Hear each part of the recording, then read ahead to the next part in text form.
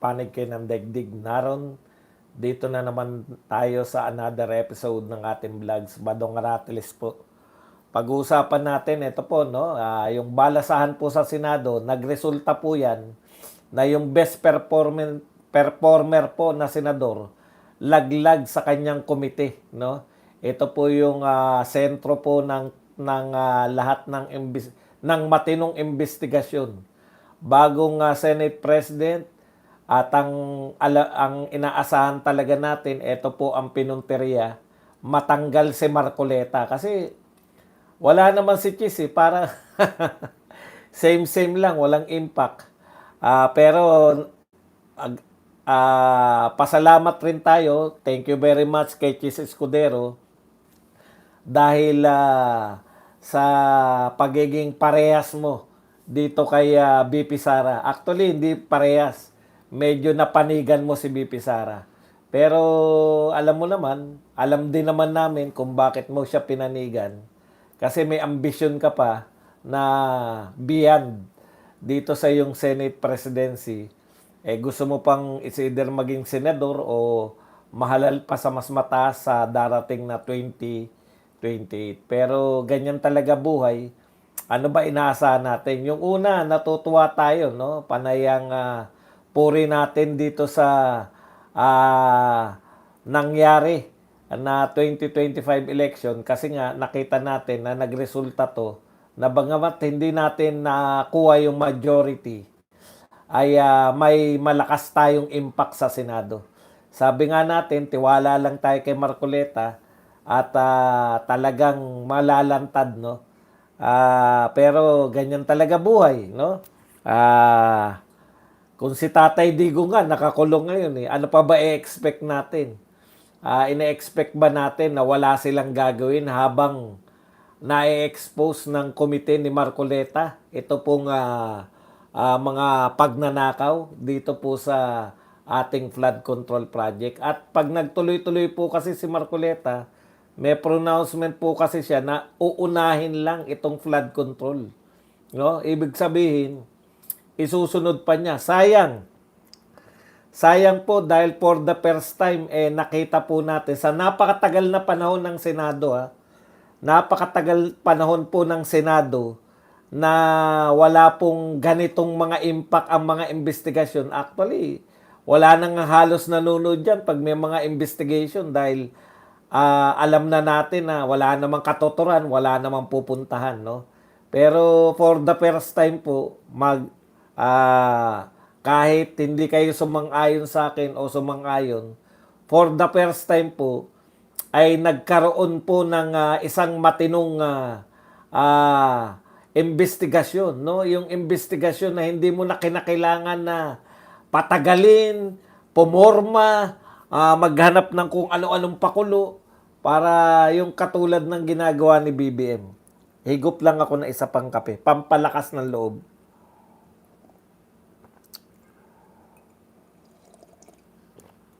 Okay.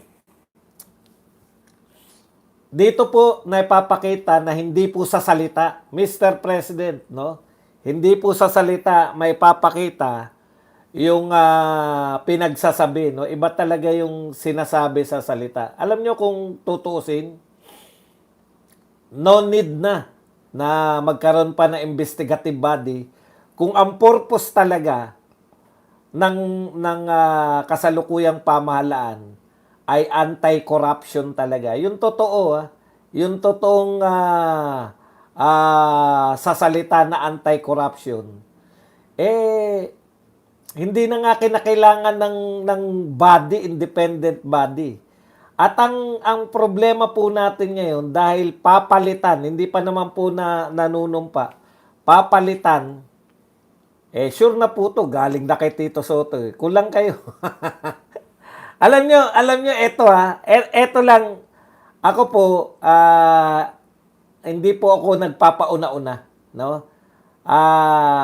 Tinitiyak ko po sa inyo na pag binalita na natin dito, hindi po ako yung ano pa lang, kasi hanggang ngayon ba naman may nagdududa pa sa inyo?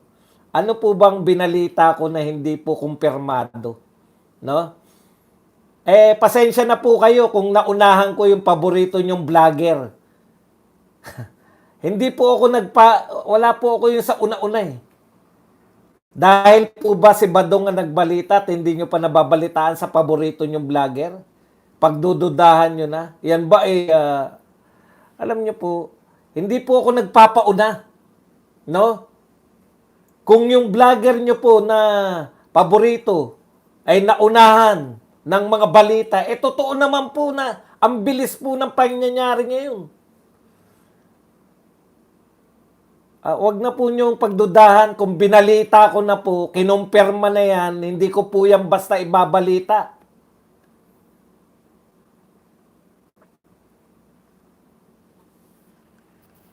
Okay. Masama na nga balita, pagdududahan nyo pa yung mga nagbabalita ng totoo. Ano mangyayari sa bayan natin? Jadel Visual Studio, thank you very much po sa pangkape. Yan, Jadel. Okay, balik na tayo. Alam nyo, nakakainit ng... nakakainit po ng ulo na hindi... Kasalanan ba natin na mauna yung mga balita ngayon kaysa sa mga paborito nyong chismosan vlogger? Kulang kayo. Okay. Kumpirmado po to. Okay na ba yun? Kung gusto nyo po, dahil wala kayong tiwala, ito po ay balita ng Tribune. Yan. Lacson to be Senate Blue Ribbon Chair. Ibig natin sabihin, hindi pa po siya nanunumpa kasi gabi na. Wala. Tapos na po yung Senate. Pero ayon po sa kay Senate President Tito Soto, ang bagong Senate President, ay eto po. Senate President, alin ko nga muna kasi itong mga to walang tiwala sa atin. Daily Tribune, Senate President Tito Soto on Monday night confirmed that Senate President pro tempore Pampilo Ping Lacson will be the Blue Ribbon Chair. Ayan. So, yung mga nagtatanong po kung bakit po siya, eto po yung katwiran ni Soto. At mamaya po yung katwiran natin, bakit siya magiging pa lang dahil wala na pong session. Inabutan na ng gabi. Kaya bukas, manunumpa na siya. Okay. Ang sabi po ni pangangatwiran po ni Tito Soto kung bakit po tatanggalin itong si Marcoleta kahit best performer. Tandaan nyo po, best performing senator, imbis na parangalan o ipagmalaki ng graduate ng One University, tinanggal. O tatanggalin pa lang. Yan yung right term. Tatanggalin pa lang. Ngayon, nung tinanong po si Soto kung bakit tatanggalin, Marcoleta is not a member of the majority. Yan. The Blue Ribbon is reserved for the majority. Kaya dyan po, kahit po best performing ka, pag ikaw ay napunta sa minority, tatanggalan ka ng chairmanship. So, nakikita po natin, dito po sa gobyerno natin, hindi po yung nire-rewardan yung mga best performer. In fact, yung mga best performer, ang pinagpaplanuhan para matanggal sa kanyang posisyon. Best performer ka pala May nasasapawan, di ba? Sapaw ka masyado Eto pong nasa leadership ngayon, particular itong si Soto at saka to si Lacson, very vocal po itong dalawa na to. Yung Senate President at Senate pro tempore ay very vocal po yan sa pagsuporta po ng independent body, investigative body to investigate the anomalies in the flood control projects. No? Very vocal po sila. Ang problema natin, yung conflict po ng paniniwala eh. Di ba? Tayo, naniniwala tayo na yung Congress, walang patutunguhan yung kanilang investigation. No? Dahil, siyempre, poprotektahan nila yung mga pinuno nila. Naniniwala din tayo na yung bubuing investigative body ko no, na napakabagal buuin, no? Napakatagal buuin, ay palabas lang po yan. Ang alam na alam po natin na yung tanging Blue Ribbon Committee lang ang makakapag-imbestiga ng maayos, makakapag-imbestiga ng matino. No? Okay. I-review lang muna natin bago natin puntahan yung suriin kung ano po yung naganap. Ito po yata yung isang araw sa kasaysayan ng politika sa Pilipinas na sangkatutak po. Una pa lang, bungad pa lang, Toby Chanko, yung pong iniimbestigahan natin, yung pong gusto nating malaman na laman ng USB. Pinakita po ron na kung paano si Saldico ay ang proponent ng 13 billion no, na insertion. Yan po. Pasabog na po yun kasi inawat nila yan eh. At marami sa inyo nagtatanong, ano ba laman ng USB? Di ba? Ayan. Tapos, sumunod po, etong Diskaya, nabigla po ang lahat. Hindi ko po inaakala, no? Ang inaakala ko lang, mag-ano lang tayo. Anong tawag dyan? Manunood lang tayo ng magandang Senate hearing.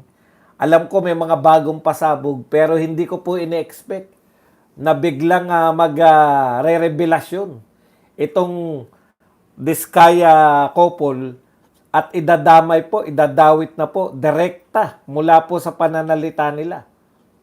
Ito pong si Saldico at saka si Martin Romualdez.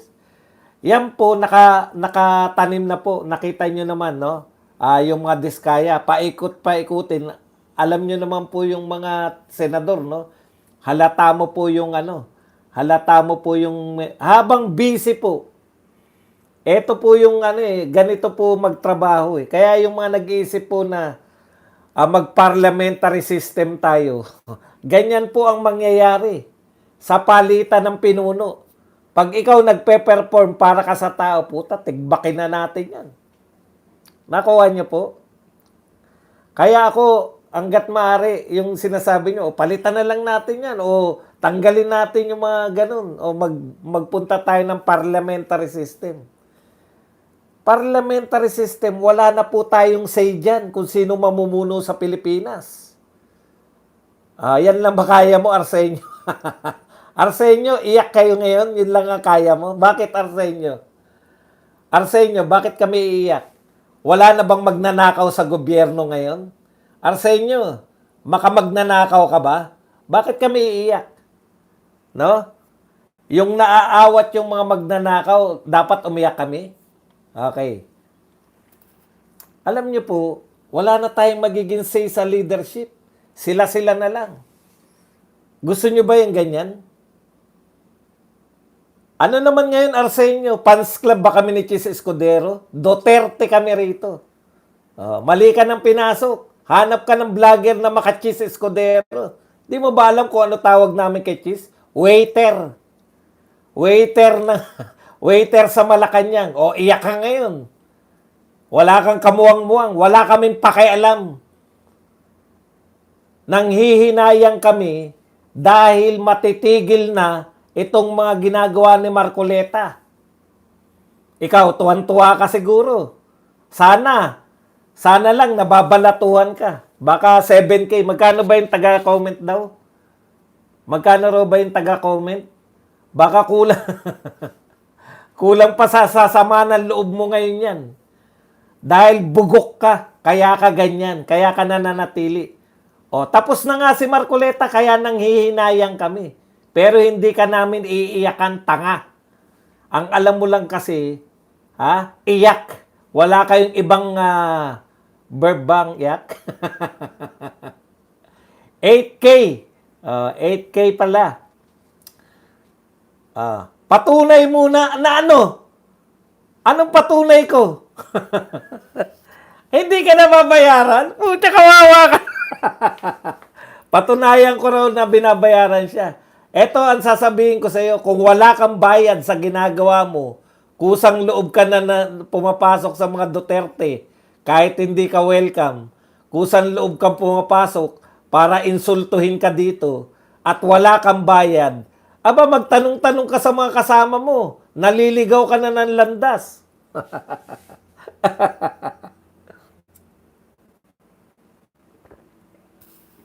Pag-isipan mo. Sige, balik na tayo. Okay na yan. Ganyan talaga. Verb. Yan. Adjective ako ng adjective. Kita nyo, alam yung loyalista eh. Kasi yun lang ang alam eh. Iyak. Bakit naman namin iiyakan si Chis Escudero?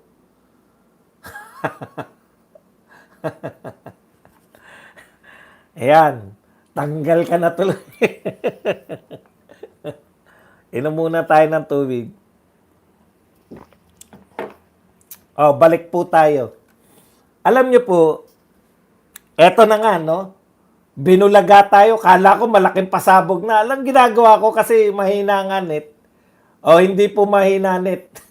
Baka gurgurin ginugurgur kanina. Hindi talaga ako makaporma kanina. Lahat ng pagtatangka ko mag-live, wala eh. Kaya eto po, ang nangyari po ngayon, tinitape ko na. Tinitape. Yung nirecord ko yung yung kay,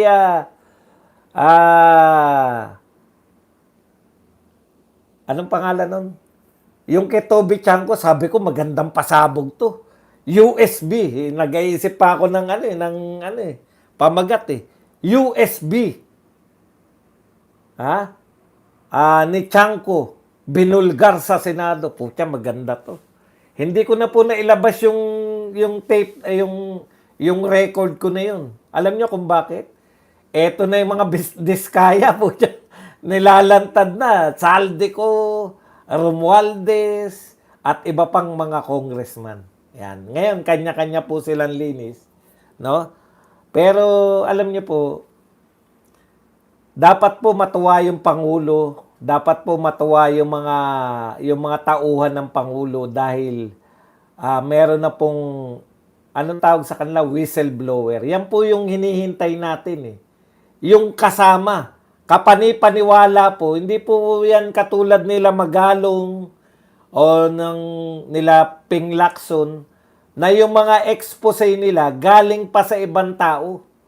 'Di ba? Ano po pagkakaiba ni Diskaya, tsaka sila Magalong, tsaka sila Ping Lacson pag nag-expose? Galing pa yan sa ibang tao, naikwento lang sa kanila eh. Okay. Kwento lang, kumbaga, yung mga sinasabi nila. Eto po sa Diskaya, sila mismo, natutukoy pa nga eh. Eto, ang binibigyan ko dyan, yung una, si congressman muna. Tapos nung na-establish na, hindi na si congressman. Nagkukwento pa nga pag nalalasing, di ba? Nakakainuman pa.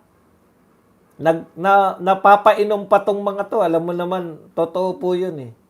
Pag nakainom po talaga, medyo, kung dati ka na madaldal nga, kaya makita nyo, pag nakainom si Badong, nako, Diyos ko, lahat yan, dakdak.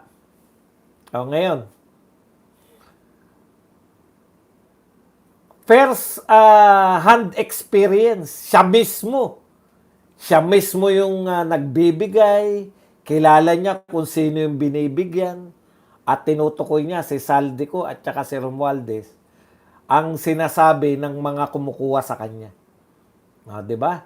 So, ang ine-expect ko sa mga susunod na hearing, ipapatawag na yung mga pinagbigyan. 'Di ba? Madali lang yan eh. Madali lang pong masabi kung totoo yung sinasabi ni Diskaya o hindi. May mga binabanggit siya ro na pinagbigyan, ipapatawag na yan.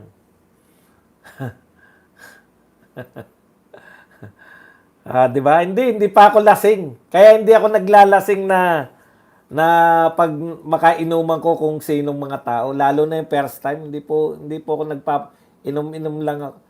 Marilyn Pepito, thank you very much sa $2. Maraming salamat, ma'am. Okay, may ledger, parang yung kay Chavit Singson, di ba? Yung notebook na, sino to si AS? Ano po yan? Asyong Salonga. Sino si Asyong Salonga? Si Mr. President po, di ba? Ganun yan eh. Okay, ang ine-expect ko, ganyan na yung mga kasunod. Ipapatawag na ngayon yung mga pinagbibigyan ni Diskaya. Kaano-ano mo si Congressman, establish na ni Marcoleta yan. Kaano-ano mo si Congressman Manhik Manaog, driver niya po ako. So, driver, kakilala ka niya. Opo. Nakita mo na ba tong mag-asawa na to? Sila Diskaya? Opo. Oh. Saan kayo huli nagkita? Nakita ko, ganun na. Madali nang hulihin yan sa pagtinanong na. Di ba? Parang yung si Wawaw. Yung nag-memes na lang. Okay. So sa madaling salita, right direction na. No need na yung mga no need na yung magtatayo ka pa ng napakatagal na independent body. Hindi na po kinakailangan magtayo ng napakatagal. Eto na eh. Natutuklasan na natin eh. Ipapalo up na lang ni Marcoleta sa mga susunod na hearing. Ipapatawag na yan. Yung mga nakaharap. Naalala nyo yung yung investigasyon kay Dayan, kay Laila de Lima, di ba? Pinapakita eh. Kakilala mo ba to? Opo. Ikaw ba sino inaabutan mo? Ayan po si Dayan, sa kanya ko inaabot yung pera. Gaano kalaki yung kahon? Pucha, gaano kalaki yung kahon? Kaya alam mong baka sa mga nagtataka po, no? Bakit ba laging pera cash? Thank you very much muna kay Amik. Mabuti na lang nalasing kita. Nang nagkainuman tayo, boss. At sinabi mo ang hindi dapat sabihin. Thank you very much, Amik, sa 499. Hindi pa ako lasing, Amik. Nakauwi pa nga ako.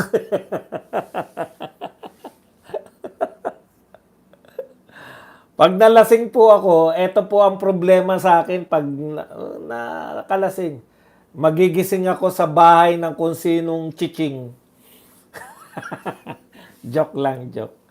Okay. Balik na po tayo.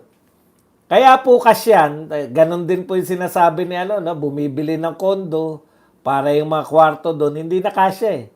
Kasi nga cash. Kaya po cash para walang paper trail. Kaya po dito sa mga investigasyong ganito, yung galing lang po ng mag-iimbestiga. No? Kasi walang paper trail to eh. Yung mga naggagalit-galitan kanina na anong patunay mo? Anong patunay pinagsasabi nyo?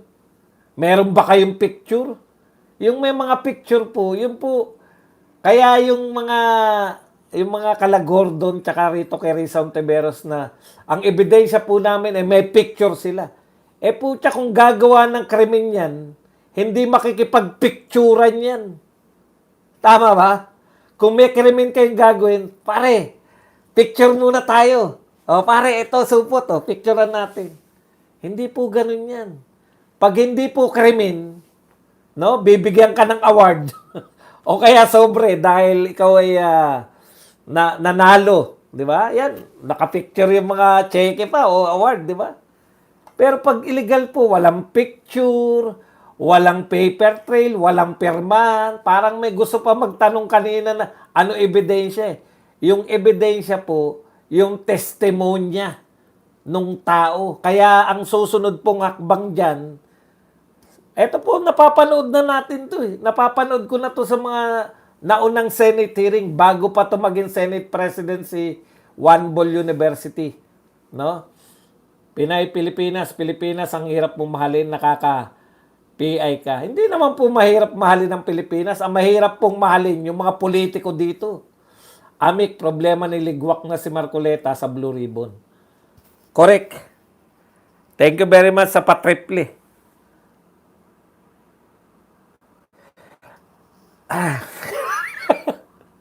Nabitin yung hatching ko. Paliwanag ko lang po sa inyo ha, kung paano makaka-arrive, di ba? Iimbestigahan na po yung mga pinag-aabutan kasi hindi mo pwede itanong yung congressman eh. Una, hindi siya sisipot.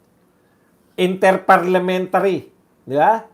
Kaya naman pumunta doon si Chanco, hindi siya napapakinggan dito sa House of Representatives. Akala natin pasabog na yung kay Chanco eh. Yung pasabog pala yung kay Diskaya. Tapos maya-maya lang, nag-program lang kami sa Birada Aguila. Bago kami magtapos, may note yung aming producer eh. Na nagpalitan na sa Senado. Pucha, shock talaga tayo eh. Okay. Ibig sabihin, mga kapatid, yun ang iimbestigahan, yung mga pinag-aabutan. At yan, mangungungu yan. Alam mong hindi nagsasabi ng totoo. Doon ngayon magko-conclude itong committee na eto yung nangyari, ganun, susulat yan ni Marcoleta. At ang end result niyan, mag-ano siya, yung, anong tawag doon? Yung magre-recommend na kasuhan ang mga sumusunod. Kaya ang susi dyan, yung whistleblower. Kung totoo na yung gobyerno, kung totoo po na yung, kasi kaya sila nag-alisan, yung plano na nila eh.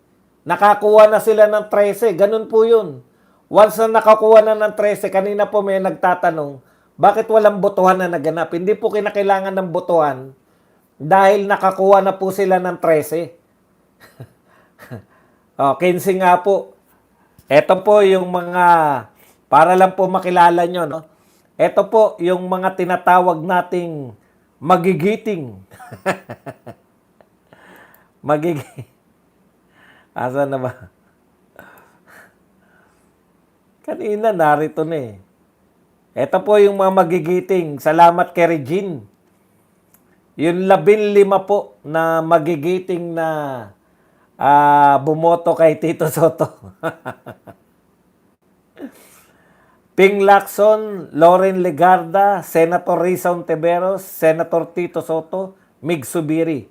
Yan po yung original na 5, di ba? Ito po yung mga bumaliktad. Rafi Tulfo, Erwin Tulfo, Kiko Pangilinan, Bam Aquino, Win Gatchalian, Senator Lito Lapid, Mark Villar, JB Ejercito, Camille Villar, at Pia Cayetano. Yan po, na ano lang natin. Sa makatuwid, mga kapatid, no? Kung itutuloy-tuloy lang po ni Marcoleta, makakarating tayo more or less. Makakarating tayo doon makaka-arrive tayo sa katotohanan. Hindi man umamin yung mga pinagbibintangan, pero dahil wala mang ebidensya na mahawakan, dahil po dyan, malalaman po natin yan. Ang susunod na puntag po dyan, yan na po yung pag-o-open na, iimbestigahan na yan, i-open nila yung kanilang mga bank account, yung paper trail, habulan na po yan kung saan nila hindi nila yung pera. Kaya importante po rito, yun pong pangangalaga sa mga whistleblower. No? Kaya nung nakita nila na gano'n na, nagkukumahog po sila na kinakailangan mapalitan na yung leadership, nang mapalitan na si Marcoleta. Ako wala pa ako eh. Same lang yan eh. Tito Soto, Chis Escudero, pareho lang bata yan ng Malacanang. Pero particular si Tito Soto kasi bata to ni Romualdez, di ba? Okay. Pero, ang pinakapunto po rito, para matigil na po yung talagang makita ang katotohanan kung sino ang tunay na magnanakaw, dito nyo po matetest ngayon si BBM. Di ba? Yung resolve niya na kung totoo yung sinasabi niya na this time, kasi sa mga podcast, mangyak-ngyak pa eh. Teary-eyed pang nalalaman eh, di ba? Nakala mo, totoong-totoo na eh. Alam niyo yun, yung parang, totoong-totoo na to kasi first time lang namin nakita si BBM na galit na galit. Ngayon po nako-connect the dots na natin eh. Kaya pala hanggang galit lang kasi hanggang doon lang tapos i-delay na lang ng i-delay, hoping na pag dumating si Garma may pasabog, hoping na kasi may pasabog talaga si Garma eh. In any other day, yung pasabog ngayon ni Garma, pag-uusapan niya natin in any other day na siya po ay uupo bilang testigo laban kay Duterte. In any other day. Kaya lang, wala yan. Alam natin na distraction lang yan eh. Di ba? Distraction lang yan lahat. Yan po lahat diversion lang. Maski nga tong Senate leadership, magugulat lang tayo sa unang araw, pero sa susunod, balik na tayo dito sa mga binulgar ng Diskaya. Kung totoo po si BBM, sa kanyang mga sinasabi na gusto niya talaga, sino ba may ayaw na yung presidente mo ay lumalaban sa korupsyon? Gusto po natin lahat yan. Pero mahirap po dahil sa padoble-doble, no, yung maraming instances na po na sinabi ni BBM pero iba yung ginagawa. Abadong, ano ba gusto mo makita na gawin ni BBM? Para sa tingin mo, maging tapat siya sa sinasabi niya na anti-corruption siya ngayon. Ang susi po lagi, ang susi po lagi, whistleblower eh. Pangalagaan mo yung whistleblower at humihingi po ng proteksyon. Kanina yung mga Diskaya, habang nagsasalita sila, nagulat ako eh. Pero nung humingi na sila ng proteksyon at nagsalita si Bato, delikado talaga buhay niyo. Dahil hindi lang yung mga kinantan yung mga congressman, lalong-lalo na si Saldi at si Martin, ang pwedeng magtangka sa inyo. Pati po yung mga ibang grupo. Pati po yung mga ibang grupo, no? Ay pwede kayong tirahin para gumulo ang Pilipinas. Yun yung warning ni Bato. Kaya dapat, kung ako presidente at anti-corruption ako at may whistleblower, pangangalagaan ko yan. Pero tignan niyo po, ano po ang nangyari ngayon, no? Talo po yung Duterte Black. Ang Duterte Black po naroon sa minority. Okay. Ano po, 'di ba, humihingi sila ng proteksyon sa DOJ. Ito po ang sabi ng DOJ. Kasi kung humingi sa'yo ng proteksyon at ikaw ay anti-corruption, halika, pangangalagaan ko kayo, tatago namin kayo para ay sa proteksyon nyo. Di po ba yun yung main? Eto po. Sabi po ng DOJ, kung gusto ng mga Diskaya na maging whistleblower at magkaroon sila ng immunity, Diskayas must first return money to state if they want immunity. Patay tayo dyan, mga kapatid.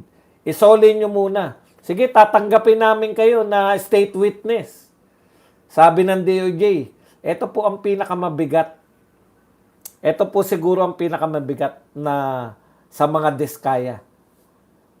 Magiging state witness kayo. Sige, payag kami state witness kayo. Isolin nyo muna lahat ng mga pera na nakuha nyo. Ano po ibig sabihin? Wala na po. No? Walang magpoprotekta ngayon. Yung inakala nila magpoprotekta sa kanila na si Marcoleta, tinanggal pa sa pwesto. It's not how you say it, Mr. President. Kahit maramdamin pa yan. Kahit maramdaman ng tao kung gaano kayo kagalit sa corruption. kung paano po kayo umaaksyon. No? Biruin mo, meron ng whistleblower, nagsalita na ng lahat, despite na alam nila na delikado ang kanilang buhay. Tapos ang unang sasabihin ng DOJ, isoli nyo muna pera nyo bago kayo maging state witness. Alam nyo po, ang BARD lang, eto po, narinig ko kay Marcoleta, pero dati ko na po itong alam sa mga nauna pang investigasyon. Ang dapat i-determine lang ng DOJ kung meron pong willing na maging state witness, ang dapat dinidetermine niya, eto ba ang pinaka-guilty? Yung Diskaya ba ang pinaka-guilty sa krimen na ito? May krimen tayo eh. Ang hindi lang pwedeng maging state witness, ayon kay Marcoleta, yung pinaka-guilty. Tignan nyo naman po. Sa tingin nyo ba yung Diskaya ang pinaka-guilty? Guilty po sila. Pero sila ba yung pinaka-guilty? Yung pinaka-guilty, yung sinasabi nilang tumatanggap ng 25%. Sila po ang pinaka-reliable na state witness. Wala na kayong makikita na reliable na state witness. Dapat kung wala po yan sumbong-sumbong sa Pangulo eh. Biruin nyo, inopen nyo po, Mr. President. Magsumbong sa Pangulo. Magsusumbong ka naman ngayon. Narito po, nakita namin may nagiba. O may pupunta ron. Nagiba nga. Pero eto po, nagbo-volunteer to be a state witness. Gusto niyang ibulgar. In fact, binulgar niya na eh. Di ba? Para saan yung nagsusumbong ka pala? Pag may nakita pala sa'yo, putya, sumbong ka ng sumbong. Yung pala, hindi ka, ikaw palang tao ka, ganito, meron ka palang kasong jaywalking noong araw. Binabalik sa'yo eh. Ang i-determine lang dapat, yung Diskaya ba ang pinaka-guilty? Yung Diskaya ba ang pinakamalaking kasalanan? Kung sila may pinakamalaking kasalanan, wala silang karapatan na maging state witness. Pero kung sa tingin natin hindi sila, dapat silang gawing state witness. Pero ano pong nangyayari? State witness ka sa isang kondisyon. Isoli mo muna mga pera mo. Anong klaseng kondisyon yan? Parang sinabi mo na, hindi ka pwede. Sorry. Yun nga pera nila ang patunay. Di ba? Yung pera nga mismo nila patunay na karapat-dapat sila kasi sila yung tinuturo eh. Bakit credible na witness yung pamangkin ni yung pamangkin ni Napoles noon? Kasi pamangkin siya ni Napoles eh. Ang lapit-lapit niya eh. Guilty rin ba yun? Opo, dahil ang dami niyang ginagawa eh. Siya yung gumagawa ng mga peking NGO na papasukan ng pera ni Napoles. Guilty ba yun? May kasalanan ba? Opo, may kasalanan yun. Kaya nga siya naging credible eh. Dahil bahagi siya ng criminal activity ni Napoles. Ang credible po na state witness, pasok ka sa banga. Belur.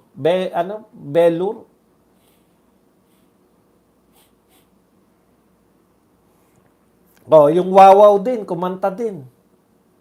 Ibig sabihin, protektahan nyo itong mga to kasi ito ang susi.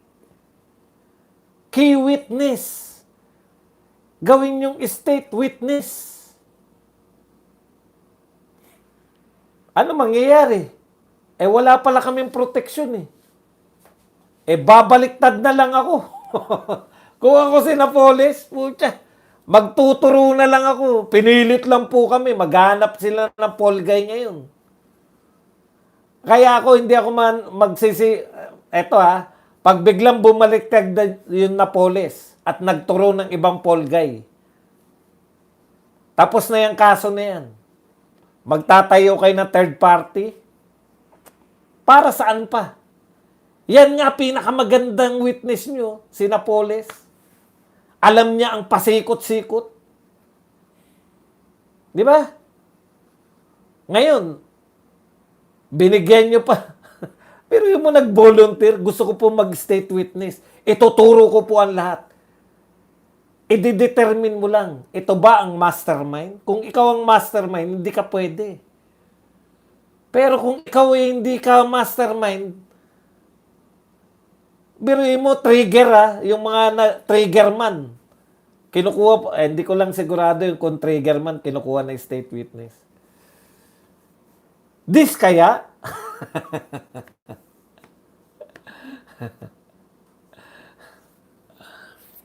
Kaya, doon ako nanghinayang. Ang ganda na po talaga. Sabi ko po, talagang, alam nyo ba kaya, ang normally po, ang tulog ko, no? Si alas 2, gising pa ako ng madaling araw Dahil sa excitement ko dyan sa hearing, di ako nakatulog, di ba? Tapos nag-hearing agad.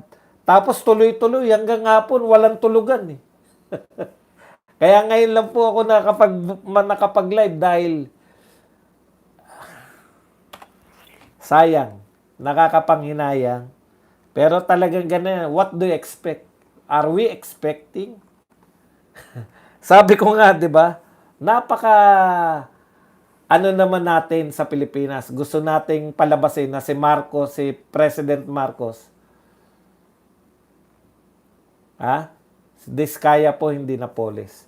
Si Diskaya pala. Thank you very much po sa mga nagtatama. Si Diskaya po. Yan. Ang gustong mag-state witness. Tignan po ninyo mga kapatid. How ironic. Ito kahapon ko pa sinasabi.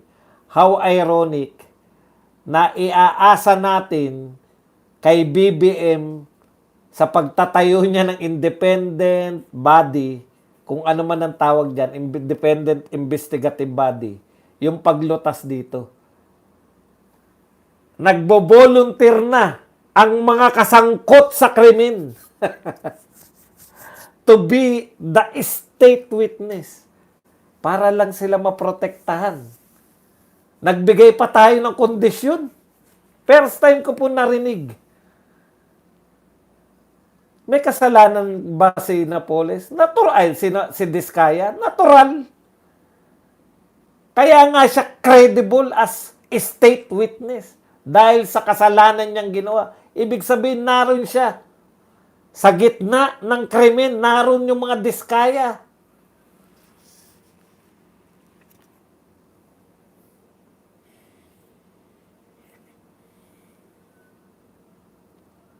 Yan lang po ang ating topic. Bibitinin naman natin. At panahon na, gigil na kayo. Maganda yung mga reaction nyo. Kanina ko pa nakikita Gustong gusto kong magbasa na inyo